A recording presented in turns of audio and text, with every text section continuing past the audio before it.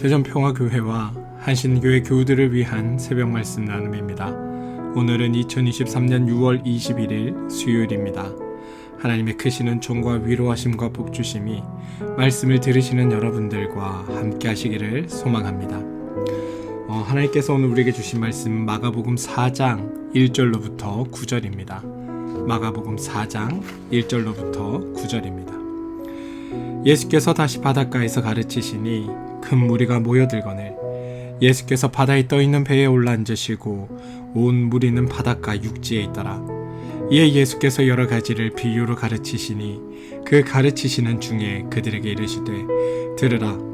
씨를 뿌리는 자가 뿌리러 나가서 뿌릴새 덜어는 길가에 떨어짐에 새들이 와서 먹어버렸고 덜어는 흙이 얕은 돌밭에 떨어짐에 흙이 깊지 아니하므로 곧 싹이 나오나 해가 돋은 후에 타서 뿌리가 없으므로 말랐고 덜어는 가시떨기에 떨어짐에 가시가 자라 기운을 막았으므로 결실하지 못하였고 덜어는 좋은 땅에 떨어짐에 자라 무성하여 결실하였으니 30배나 60배나 100배가 되었느니라 하시고 또 이르시되 들을 귀 있는 자는 들으라 하시니라.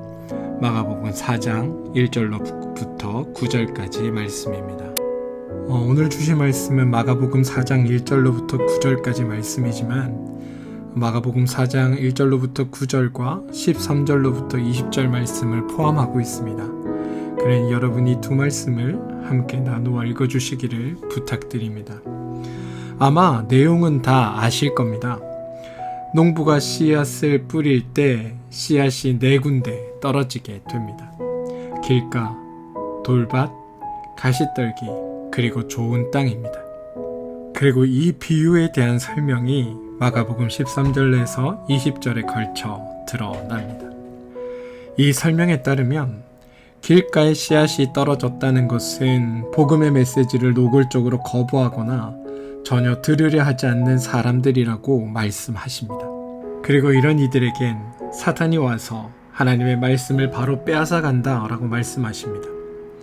두 번째는 돌밭에 뿌려진 씨앗에 대한 비유입니다. 이곳은 햇볕이 잘 들기에 씨앗이 빨리 발아듭니다. 하지만 땅이 깊지 않고 돌밭인 탓에 정오가 되면 이내 말라버립니다. 예수님은 4장 16절과 17절에서 이렇게 말씀하십니다. 말씀을 듣고 즉시 기쁨으로 받되 그 속에 뿌리가 없어 잠깐 견디다가 말씀으로 인하여 환난이나 박해가 일어나는 때에 곧 넘어지는 자라고 말씀하고 있습니다. 우리말로 냄비근성이라는 말로 바꿀 수 있을 것 같습니다. 이런 사람은 신앙의 뿌리가 깊지 않기 때문에 이리저리 감정적에 따라 뜨거워졌다가 차가워졌다가 친절하다가 갑자기 토라졌다가 하는 등 종잡을 수 없는 사람입니다. 그러나 시련이 찾아와서 정작 신앙이 필요할 때는 인내하지 못합니다. 안절부절하지 못하며 이리저리 흔들리는 사람들이 바로 이러한 사람들입니다. 세 번째는 가시떨기 위에 뿌려진 씨앗의 이야기입니다. 가시떨기 밑 땅은 토질이 나쁘지 않아 뿌리 내리기는 좋습니다. 하지만 가시떨기 때문에 일조량이 충분하지 않습니다. 그러니 열매를 여는 것이 매우 어렵습니다. 주님은 이런 사람을 19절 말씀을 통해 세상의 염려와 재물의 유혹과 기타 욕심이 들어와 말씀을 막아 결실하지 못하는 자로 말씀하고 계십니다. 신앙생활도 오래 했고 아는 것도 많지만 매 순간 하나님과 세상 사이에서 저울질하며 삶의 우선순위를 그때그때마다 바꾸며 살아가는 사람, 그런 사람이 아마 여기에 해당하는 사람일 것입니다. 네 번째는 좋은 땅에 뿌려진 씨앗에 대한 이야기입니다. 이것은 설명할 필요도 없이 많은 열매를 맺는 땅이고 주님이 우리를 향해 요청하시는 땅입니다. 그리고 이곳에서 30배, 60배, 100배의 열매를 결실을 맺게 됩니다. 사실 오늘의 이 비유는 그 의미가 매우 너무나 명확한 탓에 어떤 설명을 붙이는 게 오히려 죄송할 정도입니다. 우리는 이 비유를 들으면서 항상 늘 나는 어떤 땅일까? 가시덤불? 돌밭? 길가? 아니면 좋은 땅? 어떻게든 좋은 땅이 되어야겠다 이런 생각들을 합니다. 또는 나는 몇 배의 결실을 맺는 삶을 살고 있나 자신을 돌아보며 자책하는 일들도 합니다. 그런데 오늘 이 비유를 다시 한번 생각해 볼 필요가 있을 것 같습니다. 늘 우리의 관심은 좋은 땅이냐, 아니면 30배, 60배, 100배의 결실을 맺느냐, 이런 것에만 관심이 있습니다.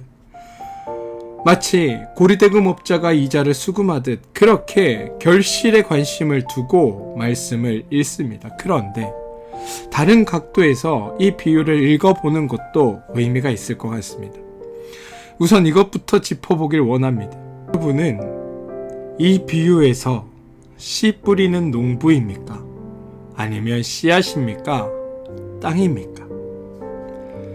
이 세 가지 모두를 함께 이야기해 보기 원합니다. 만약 우리가 씨를 뿌리는 농부다 라고 한다면 그것도 참 복입니다. 왜냐하면 농부에게는 성실히 씨를 뿌려야 할 책임만 질 뿐입니다.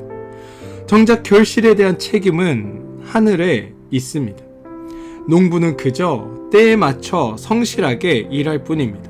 그렇게 보면 이 비유는 주님을 따르며 하나님 나라의 그 복음을 선포하는 제자들이 어떠한 상황에 굴하거나 염려하지 않아도 된다라는 위로의 말씀으로 들을 수 있습니다. 두 번째, 우리가 씨앗이라면 어떨까요? 이 씨앗이야말로 어떤 결실에 대한 책임을 물을 수 없습니다.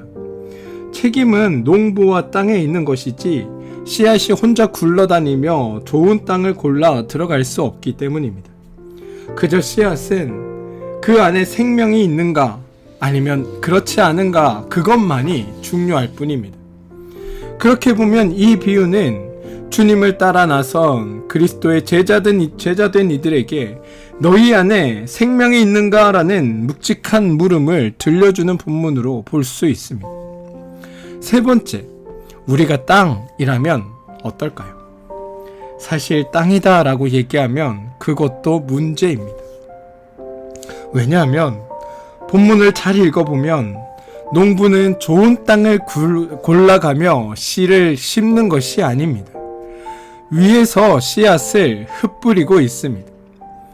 예수님 당시 농사를 짓기 위해 어떤 토지를 잘 계량하고 가꾸고 갈아서 그곳에 씨앗을 뿌리는 경우보다 이렇게 정해진 지역에 흩뿌려 농사 짓는 방식들이 유행했다고 합니다. 그런 경우 실제로 한 땅이라고 하더라도 그 안에 좋은 땅과 그렇지 않은 땅들이 섞여 있습니다. 그러니 오늘 이 씨앗을 뿌리는 이 씨 뿌리는 사람은 아무 곳에나 집에서 나가면서부터 씨앗을 뿌린 것이 아니라 그가 경작해야 할 그 땅에서 씨앗을 뿌리고 있는데 그 땅이 이렇게 돌밭도 있고 가시밭도 있고 길가도 섞여 있고 좋은 땅도 있는 것이라는 겁니다. 다시 말해 한 땅에 모여 있는 상황, 이 네 가지 상황이 한 땅에 모여 있는 상황입니다.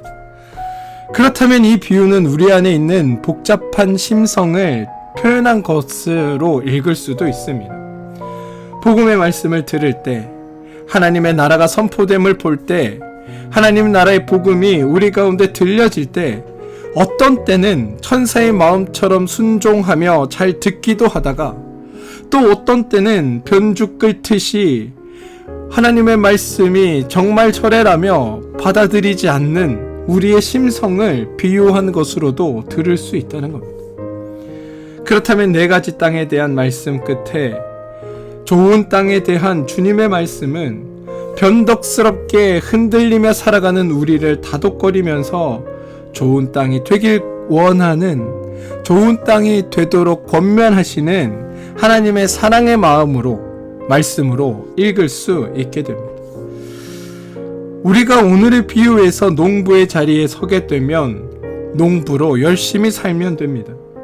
땅이라면 가진 땅이 가지고 있는 그 힘만큼 온전히 내어주며 살면 됩니다.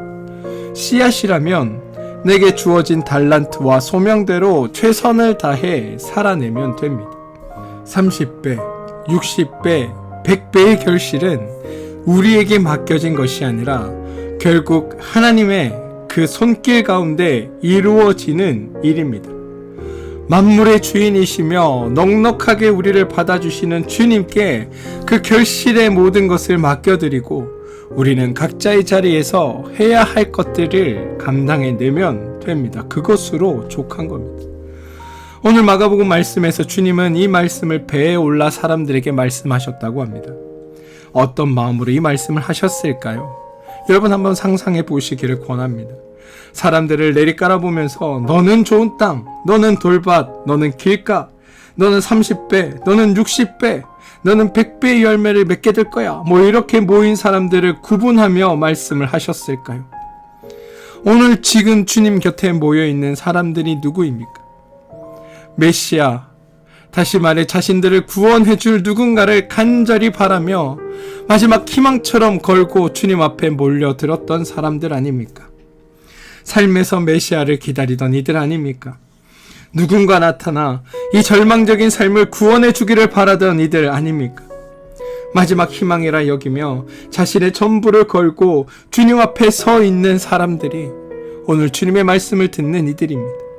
위로와 격려가 필요한 사람들이고 하소야 할 곳이 필요한 사람들이고 울며 기댈 곳이 필요한 사람들이 지금 주님 앞에 모여있는 사람들. 그런 이들에게 전하는 오늘 주님의 비유는 이렇게도 들립니다. 너희는 씨를 뿌리는 농부다. 그러니 씨앗을 들고 밭에 나가되 염려하지 말라. 너희는 씨앗이다. 그러니 주님이 내 안에 주신 그 생명에 감사하며 그 생명이 너희 안에 온전히 싹트기를 기도해라. 너희는 땅이다. 그 땅이 어떠하든 너희 안에 너희 가운데 하나님이 일하고 계시며 너희를 통해 하나님 나라를 이루어가고 계신다. 그러니 너희는 그것이 무엇이든 그 맡겨진 역할대로 충실히 살아내면 된다. 사랑하는 성도 여러분, 우리가 어떤 열매를 맺던 열매로 평가하시는 하나님이 아니십니다. 오늘 하루 우리에게 주어진 몫을 얼마나 충실히 살아내었는가, 또 그렇게 살고 있는 거에 하나님은 더 큰 관심을 두고 계십니다. 오늘 하루 이러한 하나님의 위로하심이 여러분들에게 함께 하시기를 소망합니다. 말씀을 듣고 주님을 쫓아 살아가는 이들, 그리스도의 제자로 살겠다고 결단하는 이들, 그런 사람들이 하나님의 새로운 가족입니다. 그리고 이 가족에 대한 최종적인 책임은 아버지 대신 하나님이 지시는 겁니다. 그러니 능력이 무한하시고 사랑이 무한하신 그 하나님을 신뢰하며 살아갑시다. 또한 그 하나님이 오늘 우리를 격려하고 계심을 깨달으시기 바랍니다. 다만 주어진 자리에서 그리스도를 닮기 위해 애쓰고 노력하는 삶, 작은 것 하나라도 감사하며 살아가는 삶, 내 안에 그리스도가 품어 심어주신 그 생명이 자라기를 꿈꾸는 삶, 그러면서 하나님의 일하심을 기대하는 삶이 너희의 삶이라고 말씀하시는 주님의 이 말씀에 힘을 얻고 살아가는 여러분들 삶 되시기를 주님의 이름으로 축원드립니다. 우리 함께 기도하겠습니다. 주님, 누구나 행복을 꿈꾸며 각자의 씨앗을 품고 살아갑니다. 그리고 때가 되면 그 씨앗이 삶의 열매가 되고 각자 품고 있던 씨앗이 정체를 드러냅니다. 그렇게 씨앗은 우리의 모습을 결정합니다. 그러면 주님, 오늘 내 안에 모셔드린 씨앗은 어떤 것이 되어야 할까요? 바라기는 우리의 모습 그대로, 그러나 주님이 만들어 가신 하나님 나라의 씨앗을 품고 사는 그런 그리스도인들이 되게 하여 주옵소서. 그래서 하늘나라 열매가 우리의 삶에 맺히게 되는 놀라운 일들을 경험하는 그런 하루 되게 하여 주옵소서. 예수님의 이름으로 기도합니다. 아멘. 오늘 함께 중보하며 기도할 제목을 나누겠습니다. 몸과 마음의 힘듦으로 인해 어려움을 겪고 있는 우리 교우들을 위해 기도해 주십시오. 그들 가운데 하나님이 함께 하시고 회복시키시고 도우시는 능력으로 그들의 삶을 중보하시는 하나님의 은혜가 나타나게 되기를 기도해 주시기 바랍니다. 자녀들을 위해 기도해 주십시오. 자녀들의 삶이 주님 안에서 복되고 하나님의 그 다스리심과 통치 속에 우리 자녀들의 삶이 들어가게 되기를 기도해 주시기 바랍니다. 하는 일과 사업체를 위해 기도해 주시기 바랍니다. 여러분들이 하시는 일과 그 사업체 위에 도우시는 하나님의 손길이 항상 경험되어지고 나타나게 되기를 기도하시기 바랍니다. 교회를 위해 기도해 주십시오. 한신교회와 평화교회가 주님의 선한 뜻을 이루어내고 하나님 안에서 귀하고 복되게 쓰임받는 아름다운 교회 되게 해달라고 여러분 기도해 주시기를 부탁드립니다. 나라와 민족을 위해 기도해 주시기 바랍니다. 이 나라와 이 민족의 하나님의 선한 통치와 다스림이 드러나게 되게 해달라고 기도해 주시고 하나님 안에서 참된 평화와 통일이 우리 가운데 있게 해달라고 기도해 주십시오. 사랑하는 성도 여러분, 주님은 우리에게 열매를 맺어라, 결실을 맺어라 라고 말씀하지 않으십니다. 우리에게 주어진 생을 감사와 기쁨으로 살아내고 맡겨진 자리에서 최선을 다해 맡겨진 일들을 감당해 나갈 때 열매는 자연스럽게 우리 가운데 맺혀지는 것들입니다. 하나님을 신뢰하시고 여러분을 붙드시는 하나님을 믿으시면서 오늘 하루 하나님이 주시는 격려 가운데 힘내어 살아주시기를 부탁드립니다. 하나님은 누구보다도 여러분을 사랑하십니다. 함께 기도하시겠습니다.